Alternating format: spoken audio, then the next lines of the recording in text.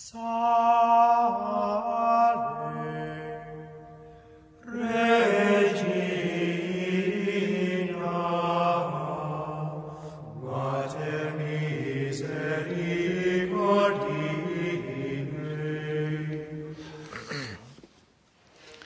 Today we celebrate this votive Mass in honor of Our Lady under the title, The New Eve, Mary the New Eve.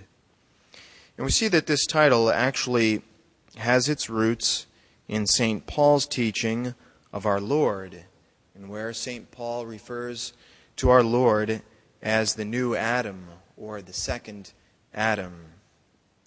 We read in 1 Corinthians chapter 15, verse 45, St. Paul writes, "The first man, Adam, became a living being. The last Adam became a life-giving spirit." And so the early church, the fathers, in particular St. Justin and St Ireneus, reflecting on this aspect of Christ being the new Adam, the second Adam, they come to the conclusion, well, if Christ is the new Adam, that must mean that Mary is the new Eve, the second Eve. And we see the obvious parallel between the first Eve and the second Eve. That is, Eve, by her disbelief and disobedience, cooperated with Adam in the fall of the human race. And so, paralleling that, we have Mary, the new Eve, who by her faith, not by disbelief, but by her faith, and not by disobedience, but by her obedience, cooperated with the new Adam, Jesus Christ, in the redemption of the human race.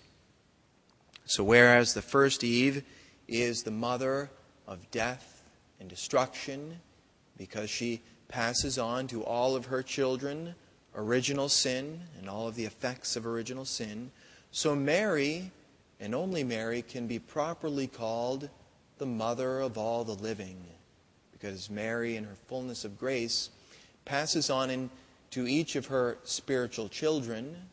She gives them the life of grace. St Ireneus simply says, in his appropriately entitled writing against the heretics, he says, "The knot of Eve's disobedience was loosed by Mary's obedience.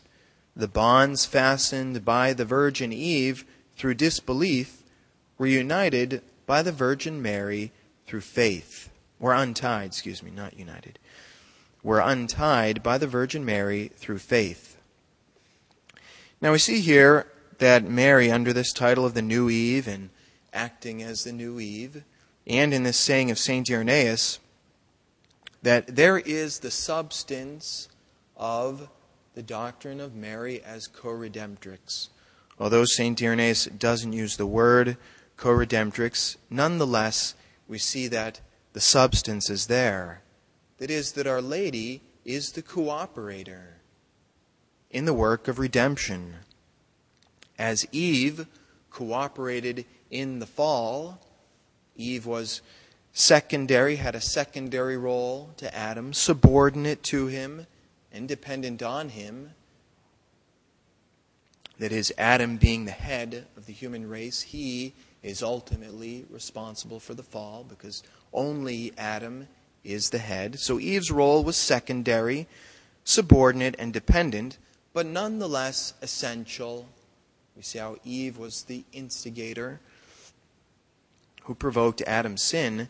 So in the same way, Mary cooperated in the redemption with a secondary role, subordinate to that of Christ, and dependent on that of Christ, but nonetheless essential according to the will and the plan of God. It was through Mary's yes, her fiat, that brought about the incarnation of the Son of God. And so today, we reflect on Mary's role as the new Eve, and we rejoice in this, her title, and her role as our Coredemptrix.